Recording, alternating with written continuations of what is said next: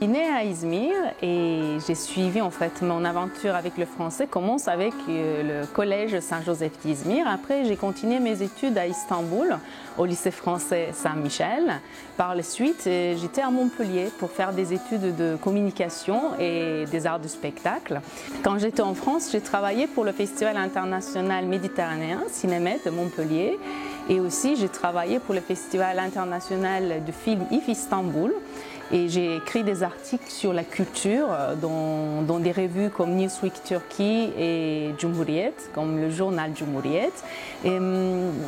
J'étais la coordinatrice de projet pour des livres comme Refika'nın Mutfağı ou encore Çikolatanın Yerli Tarihi, c'était l'histoire du chocolat en Turquie. Et finalement, j'ai fait des études sur le vin, sur la viticulture et je suis devenue l'ambassadrice de l'Université du vin et qui se trouve dans la vallée du Rhône. Et maintenant, je m'occupe des ateliers, des workshops autour de la viticulture et la culture du vin. Il y avait des francophones dans votre famille pendant que vous appreniez cette langue? Eh bien non, pas un seul. J'étais un peu le poussin noir de la famille parce qu'ils étaient toute ma famille était anglophone. Ils avaient fait le lycée légendaire qu'ils appelaient comme ça Bornova Anadolu Lisesi, Bâle. Et ben mon lycée légendaire, ce fut Saint-Joseph d'Izmir et après le lycée Saint-Michel d'Istanbul. C'était comment votre première rencontre avec le français?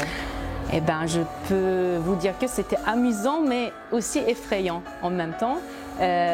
Pendant près de 8 heures, notre professeure de français, Madame Ayfer Valentin, elle nous a appris des échanges du genre « Comment tu t'appelles ?»« Je m'appelle Göknur. »« Comment ça va Ouz ?»« Ça va bien et toi ?» Ça a continué pendant 8 heures et à la rentrée, je suis sortie de l'école à 17 heures et je n'avais même pas un seul mot dans ma tête et je me suis dit « Eh bien ma pauvre, ça commence bien l'aventure. Hein » Vous avez travaillé au pays francophone comme une femme turque. Est-ce que vous étiez discriminée?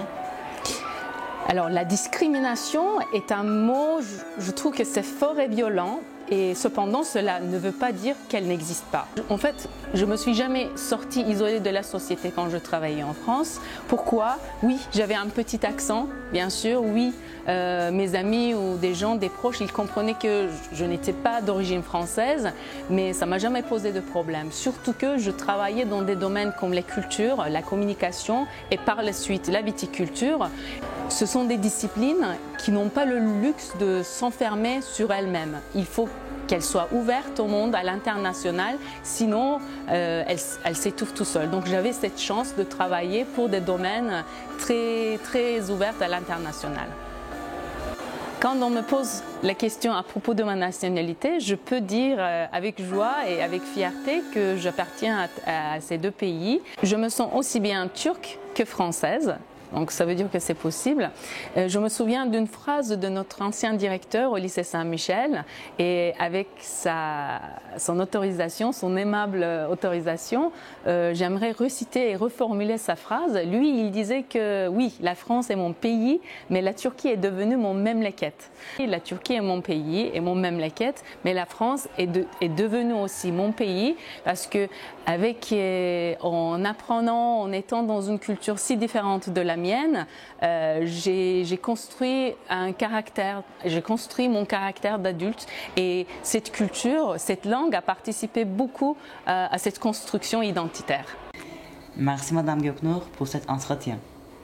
C'était avec plaisir.